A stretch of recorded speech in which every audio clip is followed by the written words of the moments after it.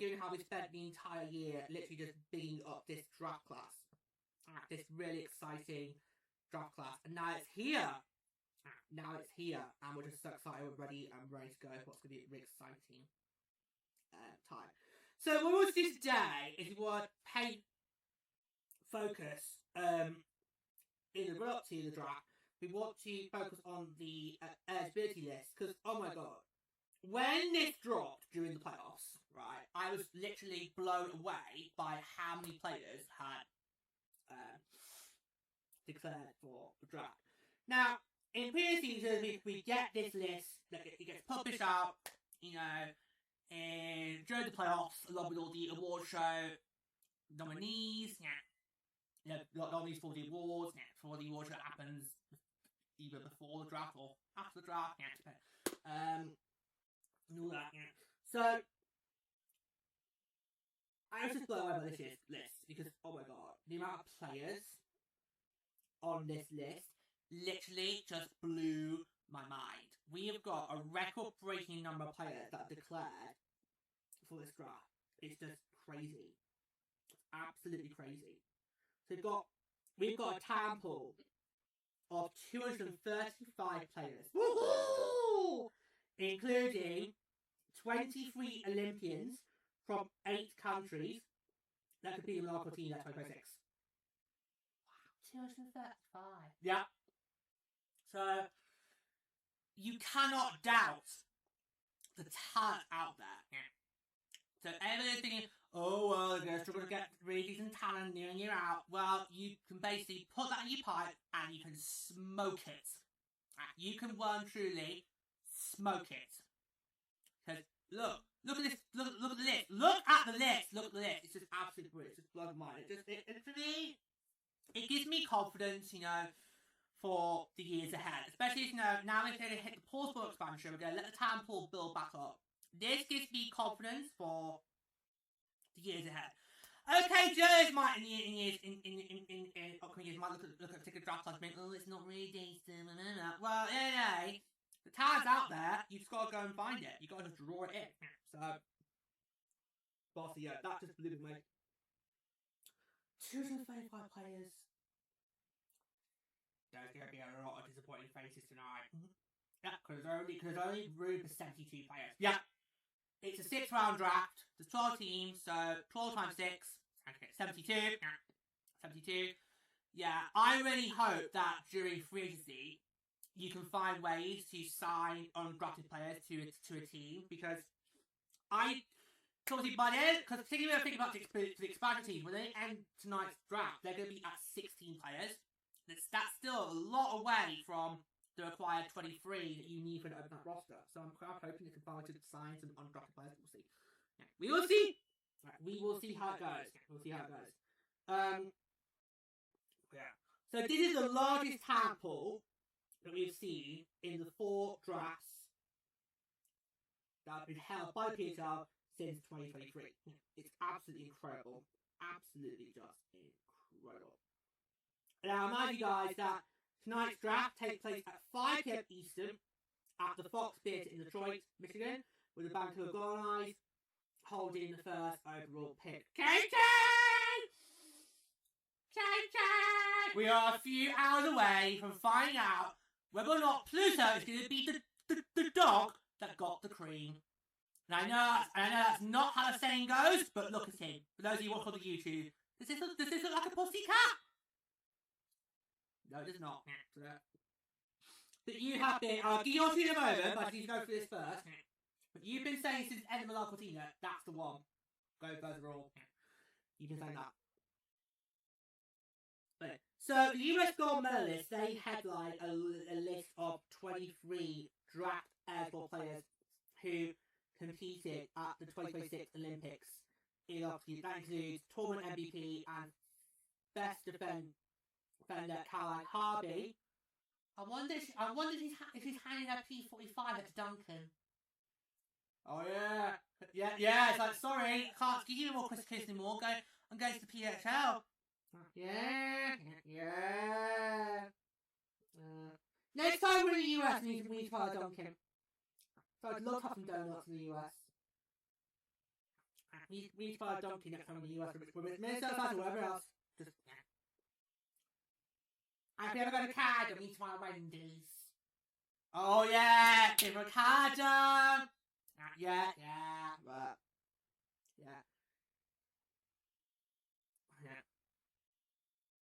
But, KK is also the prestigious recipient of the Patty Kazma Memorial Award.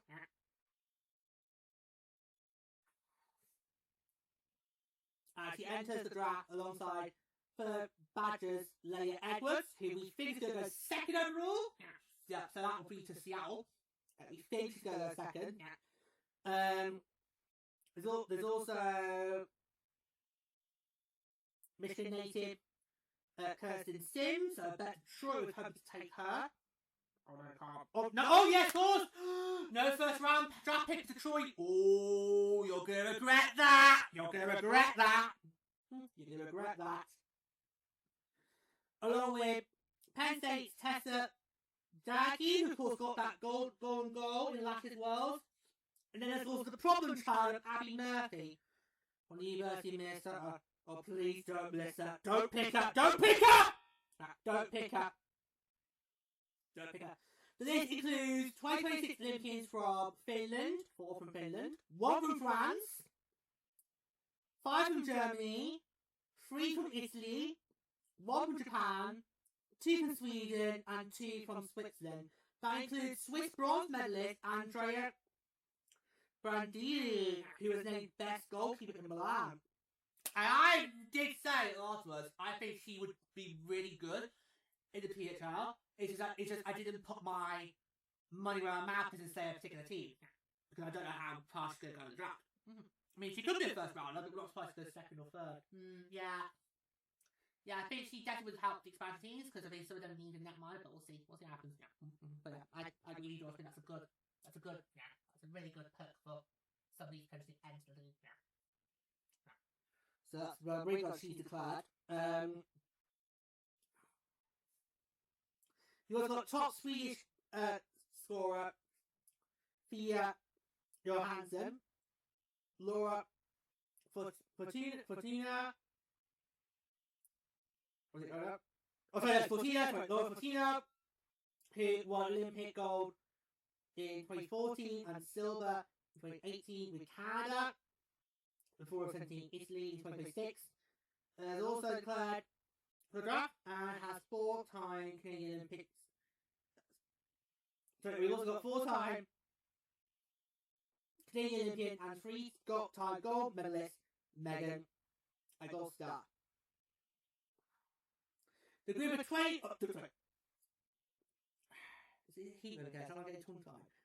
The group of 235 players features 127 forwards, 68 defenders and 40 goaltenders, with more than 50% of draft eligible players from NCAA programs. All eligible players officially declared for the PWHL draft by the deadline of May the 8th.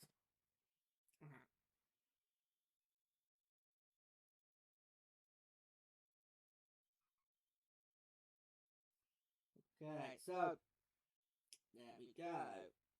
So, Plum, rest of the episode, floor is yours. KK, go for it. Yeah. Because you were so confident after. Obviously, this time last year, when we got close to last year, I did an episode where I talked about particular prospects I could go the first round, and I did put a money where my mouth is, and I did say that I thought Henry would go second to Boston, and Casey O'Brien would go first overall to New York. And unfortunately, that didn't happen, because obviously Christina Casanova got taken first by New York, and we all at the time thought, obviously when Boston were on the clock, we all thought, is Toronto going to get Casey O'Brien? Yeah. I bet they wish they did. I bet Gia Kingsbury is absolutely regretting making that trade. But she did protect herself in there. That's what I call the head of her. You trade for her. You protect her like say Turbo or Malte. And what? But we knew her time was done. We all knew what was going no matter what. That was done. It was just crazy. But I bet Tiara regretted that, because if you did not make that trade, you could have got Casey O'Brien. We all thought that. Then obviously trade happens, and then obviously no. So I then kind of got made to look a fool. So Pluto's learned nothing from my mistakes last year going to Ottawa. You've literally put your money away, you put yourselves on the map. You are convinced KK is going first overall. She's head Vancouver. She's going to the Goldeneyes. Statewide. Why are you so confident?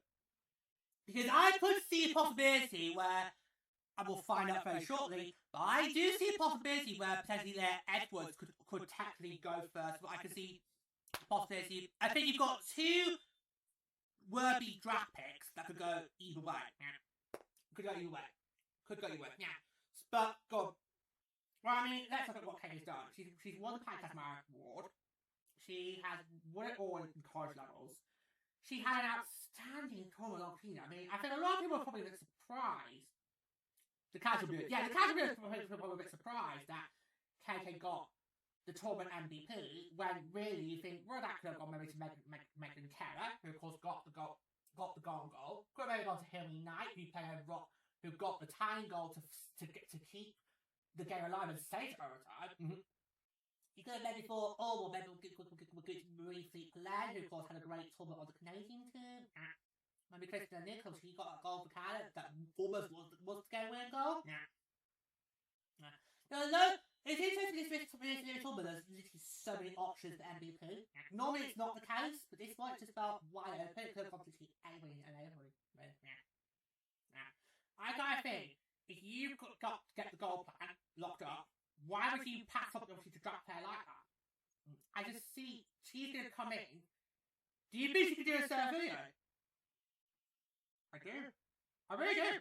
I do think KK could be like Sarah Filet. Comes into the league, lights on fire, wins Rookie of the Year, hands down. And I think we've got the next gen here. I think we've got a future face of the league coming in. Because you talk about, George, how, you know, your generation of women's hockey has been obviously Carol Coyne Schofield, Harry Knight, Marie Fleet Black. Oh yeah. If you were to ask me, you know, what my generation's star players have been, you know, the players that I've grown up with when it comes to women's hockey, is as listed those three players, Schofield, Pelen, and Knight. And I would absolutely make the case for all three of them go into the Hall of Fame. The beauty of how the PWHL is that now other generations who are going to come after me, they'll be able to have those three slots. So for some people, they might say, oh, their main stars are Tara Heisey, Sarah Filet, and all that, Hayley Wing.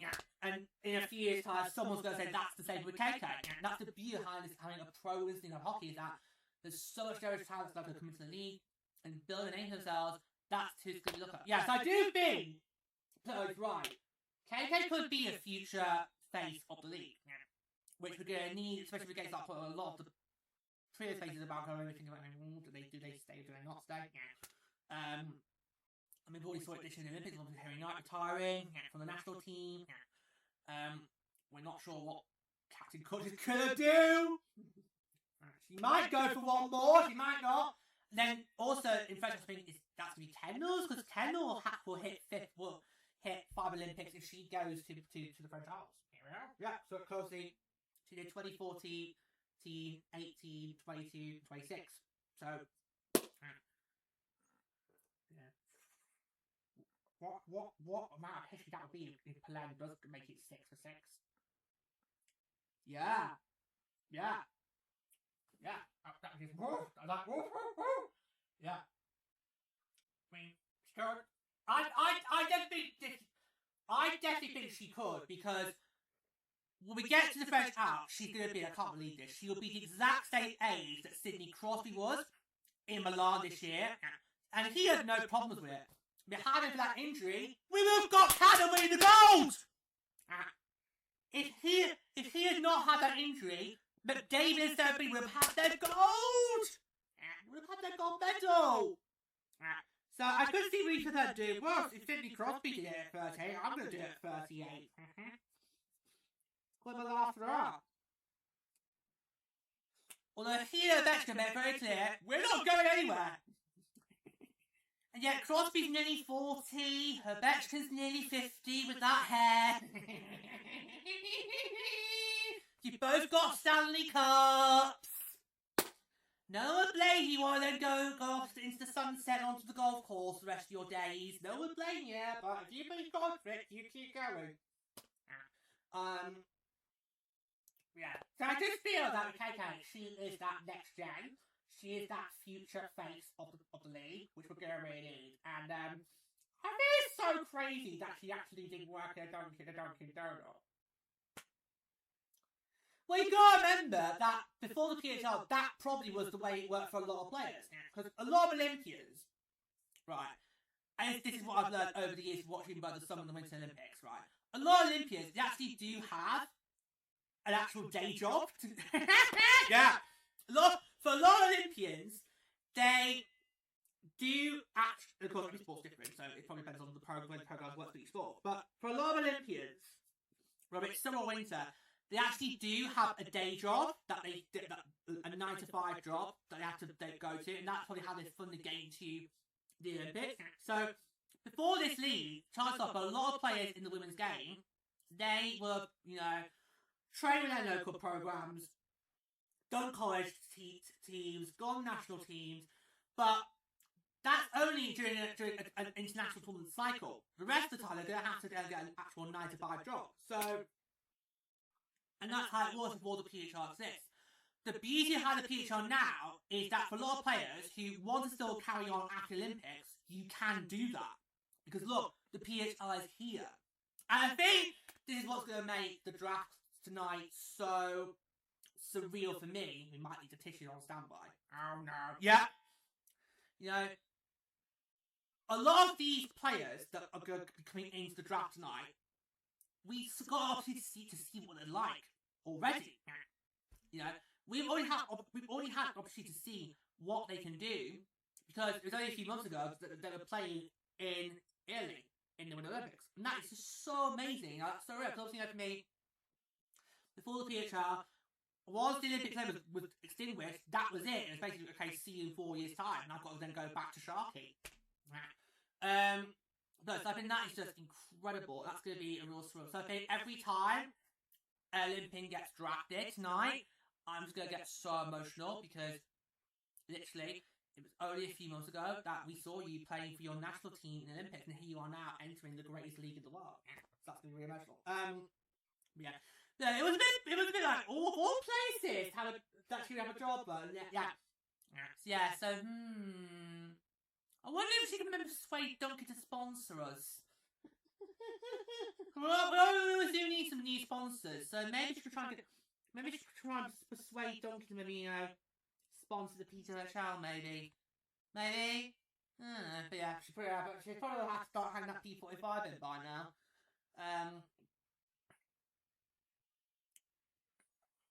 Anyway, that's nice, yeah. So, I do feel that she is going to be the next big thing in this league.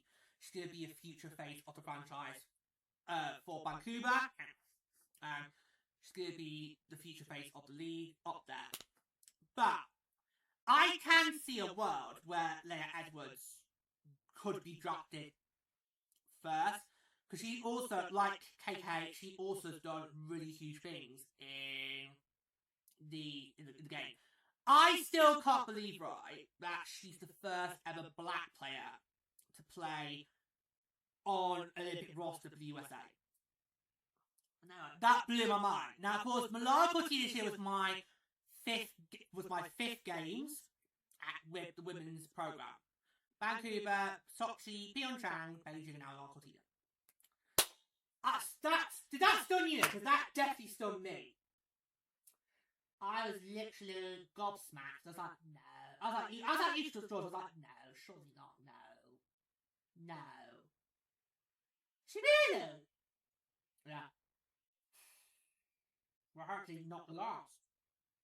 Yeah, because hopefully a lot of black girls who want to be in hockey will have looked at her and thought, right, if she can do it, I can do it. So you got to hope she can now inspire the next generation to come. Yeah. That's just. And we talk about how inclusive Ollie is, but that just blows the mind. That this is the first time you had a black player on the women's roster. That just there's a lot. Yeah, you've got so many black players in the league already. Sophie Jakes, Sarah Nurse, for example. And now we'll add Edward's name to it. Yeah. On whatever team she goes, probably will be Seattle, might be Vancouver. Do you think she'll go to Toronto? I cannot see her being drafted any lower than second.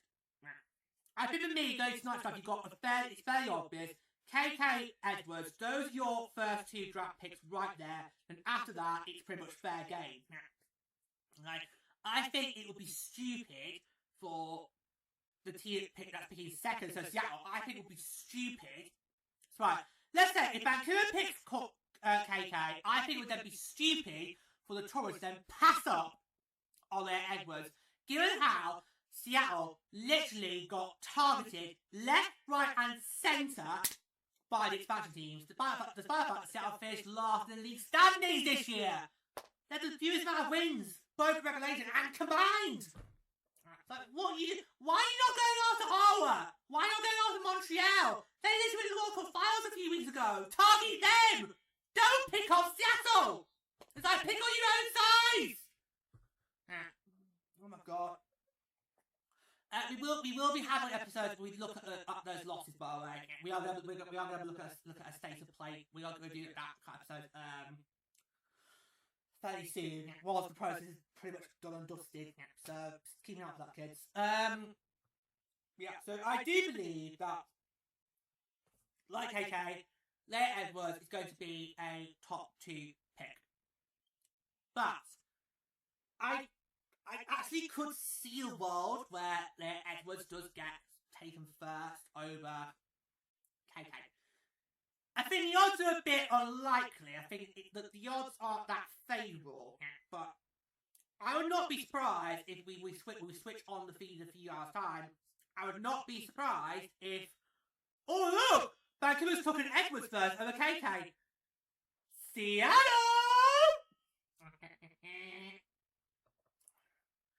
Yeah, I of those two that are going to get the first 2 picks, I look at them and think, well, I think Seattle really could have better with KK rather than Vancouver. Because Vancouver's still got Nurse, they've still got Gardner, still got Jakes. So you'd be fine, but Seattle... We didn't really talk about that, did we? About the fact that Vancouver and Seattle are going to get to be the first 2 picks, because obviously we were 2 feathers on the shenanigans of the expansion teams now. Do you want to do it now, lady? Yeah, do it now! Well, yeah. I think it's really good that the Vancouver Seattle, they get to have the first 2 picks. Now, would we have thought that this time last year? No! Because obviously last year they alternated between picks 7 and 8, and everyone going after the draft, I thought, right, these 2 teams, they're going to be the ones that are going to really challenge for playoffs, and maybe one of them might win the World Cup. Nobody saw what was coming. No one saw that. So I think it's kind of a surprise way because nobody did last year thought these 2 teams have to be the first 2 overall selections in this year's draft. But that's the beauty of our game. You just don't know until the games get played. You just don't know how it's going to go down. Now, I think the Seattle is a really good thing because these 2 teams I felt had so much potential. Agreed. Had so much potential. Of course, we know from first, obviously, we saw Seattle on our trip. I just kind of felt these 2 teams had so much potential, and sadly, for whatever reason, it did not click. For whatever reason, it just did not click. So I think it's really good that both the Torrid and the Goldeneyes have an opportunity to draft very early in the draft, get a really good crop of talent, and really hope he's going to make good strides next season. I think for Seattle, it's still going to be a very long road not because of the set of play you're in, with having to make a coaching change and what you lost the expansion process. It's just I feel it's going to take quite a while. I think Seattle's got a lot of work to do. Where with Vancouver, you just make more tiny tweaks here and there, and you could be good to go. I mean, I think with Vancouver, you've got to put them back in the conversation. Here we go again. I think going into next season, Vancouver are in the exact same position they were this time last year. Looked as heavy favourites for the World Cup. Will they be your pick again? It's not us? Might be. I'm always to ask that before I start thinking about that, my boy. But might be.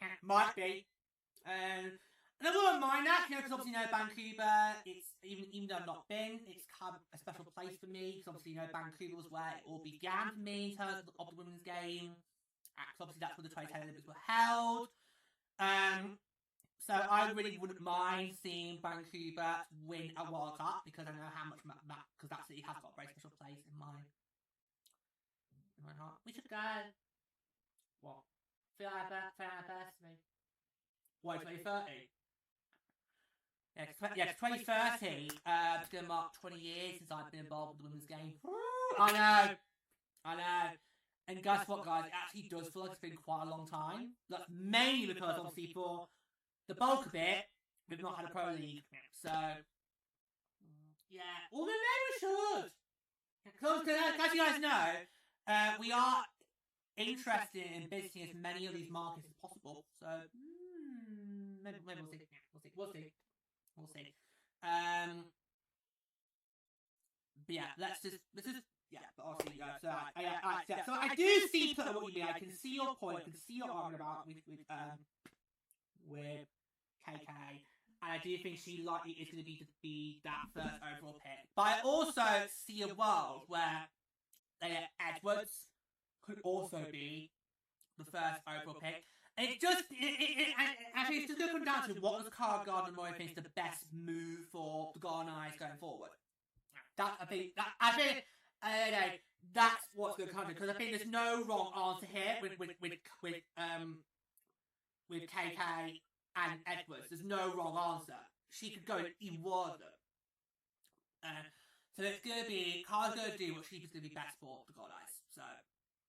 I do not end up being in that position, because I don't know what I would do. We know what you would do. No, you got a competition? Because I don't fucking call it.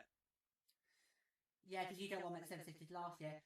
I think for me, I probably would go KK. Just because their resume is too big to pass up on. Okay. I honestly don't know what I would do. So I'm gonna learn my lesson from last year, and I'm not gonna say.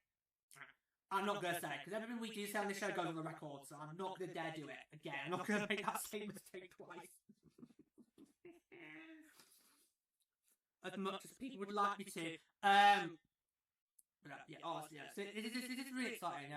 We've been talking about this draft class for like a year now, guys, because this has been like a stacked draft class. And it's probably going to be taking another few years when we get another exciting draft class like this, so let's make the most of this draft class, because it's going to be one of the best. And I think for any player who doesn't get drafted tonight, just come back next year.